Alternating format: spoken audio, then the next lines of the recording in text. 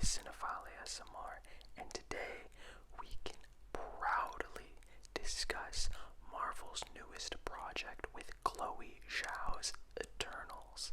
Before I set up the camera and the lights to make this video, I really had to sit on this movie. In fact, I sat away at my keyboard for a couple hours, periodically thinking and typing away, because this movie is a lot. I think it's very difficult in our current climate to go into movies with as fresh of a headspace as possible. There is reactions and reviews, and a lot of times you go in with those preconceived notions, both good or bad. And with Chloe Zhao's Eternals, there's been a lot of discourse, a lot of negative discourse.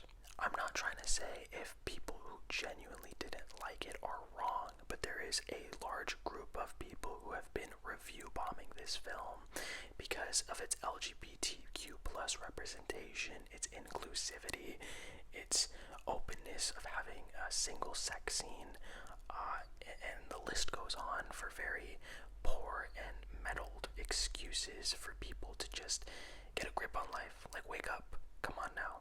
Like I said though, if you really didn't like this movie, that is completely understandable, but I guess what I'm trying to get at is, please go support this for the simple fact of keeping an open mind, paired with the fact that I was immensely trepidatious going in, because Marvel movies typically abide by a certain formula, and Chloe Zhao as a director just doesn't seem like that formula would fit, so I was so nervous that those two would clash. But does it? All I could say is that I really did wish Marvel executed such a risk sooner, because what we are seeing as audience members is the ramifications of conditioning an audience for a decade plus into a formula created and perpetuated by each Marvel movie. And when something new comes out, the world doesn't take it very lightly. I myself can strongly and boldly claim that I have never felt this particular level of resonance in the emotional level of an MCU project ever, period. And this is something of a new territory for not just the MCU, but comic book films at large. And when I was seeing this movie and I was watching it unfold, I couldn't help but be reminded, and it's not just because I'm a snob for this guy, but of Zack Snyder and how he went in the very unconventional route and means of making a comic book film, with releasing originally the Justice League, with rarely any of the main characters having solo films. But Eternals takes it a step further and introduces all of these characters in the movie, not with a solo film in sight. As I did say previous, my biggest worries was just giving ample time for all of these characters, and paired with Zhao's vision getting interfered by the Marvel formula. Having seen it, I can safely state that almost all of my worries were put to rest for the better.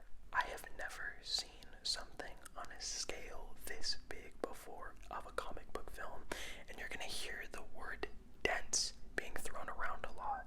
Now, while I might not use the word dense, it is vast and it is grand on a level that knocked me off my feet. It is cosmic, it is expansive, and it feels so much like a sci-fi film through and through, in a level that would make the most veteran sci-fi lovers proud.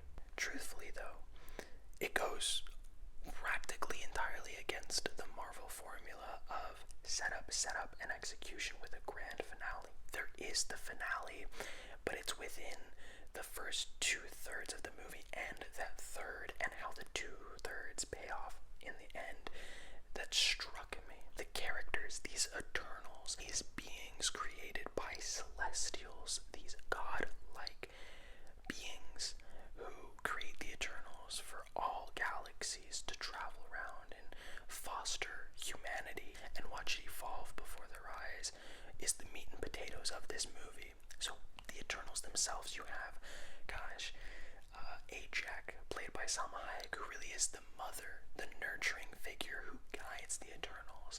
But then you have Cersei and Icarus and their intimacy and love that you could see bursting through Gemma Chan and Richard Madden's performances.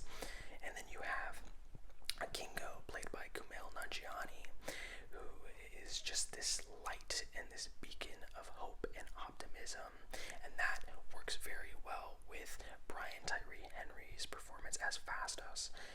Oh gosh, the engineer, the builder, and the list goes on. Each character has their moment to shine, and whether it isn't perhaps individually, it's within their dynamics, and whether it be a line or an idea or what they stand for, perpetuated by other characters and themselves, each of them just gets sunk into you, and you're able to resonate with them on such a level. It really is the dichotomy and the back and forth amongst these Eternals, because not all of them are there for humanity. They see the shortcomings, the ruthless violence perpetuated by their stupidity. I don't mean to be rude, but these Eternals, and they don't see themselves as these higher forms in a sense of ignorance, but they literally are beings that have helped humanity throughout behind the scenes. And a large chunk of this movie is just the back and forth as to whether or not they should or should not help humanity at large.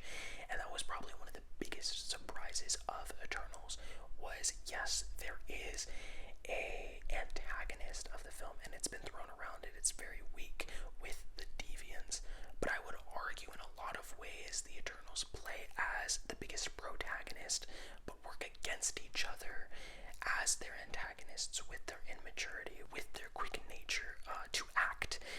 And that back and forth, like I said, is probably the biggest selling point of the movie, and every actor understands their character. Now, I will say there is issues I clearly have, as the Marvel formula does bleed through. Chloe Zhao could not just make an entire Chloe Zhao movie, because although it does feel like an art house movie on a $200 million budget, the Marvel humor is fueled, and a lot of times it works at its best when it's amongst the Eternals. And I hate to say it, but I love Kumail Nanjiani, but I feel his character was the most underutilized, and especially at the very end, when every one of the Eternals has had their moment to shine. I felt like his was to uplift others, but there's certain moments, and not just with Kingo as the character, but with a couple of the others, there is moments of true emotion and intimacy and closeness, but then it's all fizzled by the Marvel humor, and it isn't always there. And in fact, I would argue that it's probably the least utilized humor of a Marvel movie that works against itself, but there still is those moments sprinkled throughout. Like I said, this is like a Herculean effort to have executed. It is 157 minutes. It isn't perfectly paced, but I don't think it was ever going to be with as limited of a runtime for as big of a story as Eternals. This is a comic and characters that I have never heard of prior to this movie, and I doubt so many of the typical comic book film watchers never heard of either.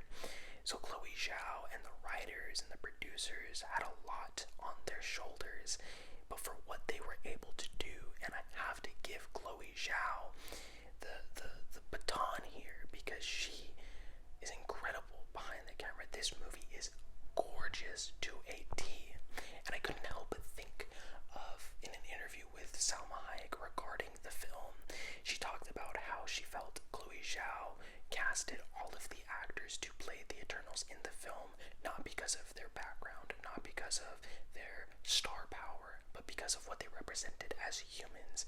And it really fits, because Chloe Zhao, before this, directed Nomadland and The Writer, along with some short films, but most of them casted actors who had never worked before. They were real life individuals that she felt just fit the style and aesthetic for the films that she was making, and that just strongly resonated with me. Perhaps it's just the fact that it talks about the beauty of humanity and finding the best out of everyone, and me as a person, I try, and no matter what, whether life is just beating you down or the world just feels against you, I try to find the best in humanity every day.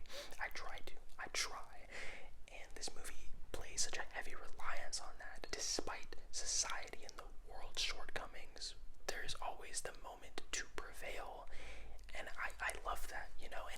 it's interesting as well because you're hearing a lot of comparisons, particularly because they were released neck and neck to each other, to Dune, and I'm not trying to compare them, but I will say, yes, there is a grand scale for each film, but I felt a lot of emotion and a beating pulse that was throughout these 150 minutes in Eternals, and just Dune and movies of that nature sometimes just don't hit me emotionally. Yes, it's a terrific film.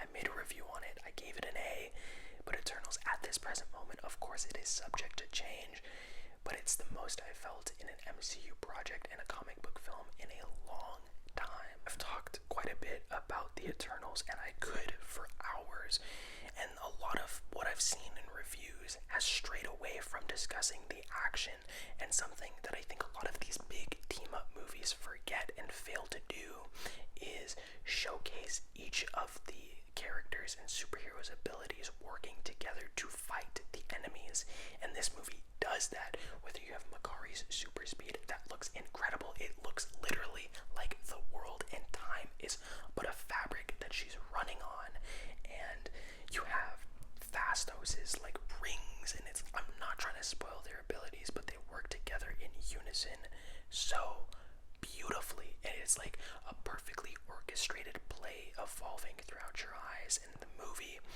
does so well at highlighting, and I have to talk about this, representation and inclusivity. I mean, look at me. There is no representation that is needed of me. These comic books that were written in the 50s and the 60s used white men as the primary target for their superheroes. I've never needed to be represented, and it's sad that we live in a time where there needs to be representation and it's not on an equal playing field, but this is beautiful. Like I said in my reaction, this is one of the most diverse casts that I've seen, period, and it shows all of the culture, all of these characters' abilities are shown, and it's beautiful.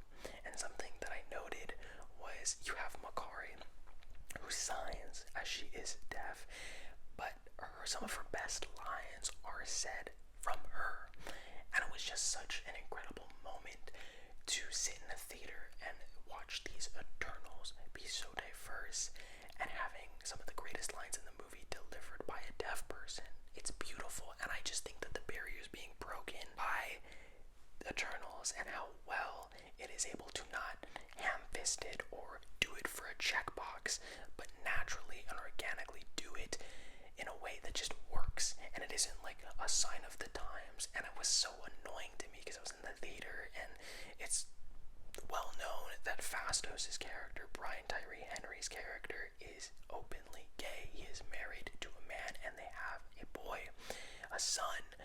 And when they were sharing a moment of intimacy, one guy next to me was like rolling his eyes, and it's, come on now. This movie is a beautiful celebration of life, humanity, and the importance of second chances amongst a whole onslaught of other meanings, and I loved it. Now, I'm going to make a claim here. I'm going to make a claim, and this might change. So, and of course, all of my reviews might change, but this movie's perfect. Perfection to me isn't flawlessness, if that makes sense. Flawlessness and perfection are two very different things. Some movies are made and they are flawless. I cannot discern a single flaw about them, but they're not perfect to me. This movie was perfect. And yes, it does have some issues. The comedy that Marvel movies propagate and build just doesn't work for me very well, and it is apparent in this movie primarily from Kingo, and it pains me because I love Kumail Nanjiani, and he doesn't deliver it bad. It's just interjected in moments that I was like, oh. But aside from that, the central characters of the Eternals, the actions, the way that they work together, the back and forth dichotomy and discussion of whether humanity is worth saving, seeing their implications throughout mankind, whether it be from Sprite, Phastos, Icarus, Cersei, Ajak, Athena, Gilgamesh, all of these characters, Druig. I loved it. I loved it.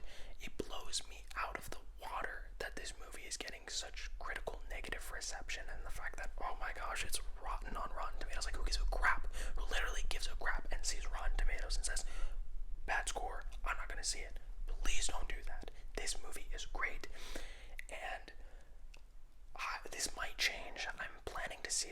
this weekend. But as of right now, Eternals in my head, with its celebration of love, inclusivity, diversity, second chances, humanity coming together, is getting an A+. An A freaking plus. I had a blast. And just the discourse and the discussion that I'm having of this movie is enriching my love of it. And I've not been able to stop thinking about it. Marvel is doing something, and we have to give credit to Kevin Feige because I feel that he was the big reason why this movie exists. But I also hope that he isn't the reason why we don't. And it's not his fault. And if you didn't like the movie, I totally understand. But when it comes down to it, I loved it. And the fact that it is rotten on Rotten Tomatoes, and maybe it's because so many of my favorite comic book films have a rotten score, like I care, but it's sad because I really hope this doesn't affect box office numbers, which in turn affects creative liberties being taken for big multi-million dollar, $100 million budget films. One of my favorite YouTubers and critics, Koi Chandro, discussed how this feels like a $2 million independent film on a $200 million budget scale. And that's exactly what this feels like. And I loved it, every second of it. Yes, it is a little messy. Yes, the humor does bleed in a bit much. But like I said, it is so fascinating, the dichotomy and scale in which Eternals tells this story. The villains, antagonists are unique. And I might be in the minority, but I did feel the deviants to be a worthwhile threat for the reason they operate in a very 180 means as the Eternals does. But then by the end, you realize that a lot, and you'll see a lot of what you would think the main antagonists of the film come to be are from the Eternals themselves. And I loved it, and it's gorgeous. Oh my gosh. I could ramble on about this movie, and I'm sorry that this was a little less structured than my most reviews, but I think there's just so much to gush about. It's gorgeous, it's beautiful, it's a reminder of humanity. Go check it out in theaters, guys. I hope you enjoyed it just as much as I did, and if you didn't, that's okay. That's the beauty of this subjective landscape of film as a medium. You might not love something that I do and vice versa, but it's all about the discussion and healthy back and forth that you can have. So drop it down below what you thought.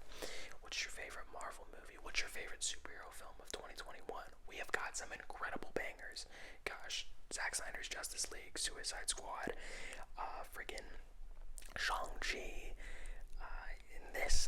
and then we still got No Way Home. The list keeps going.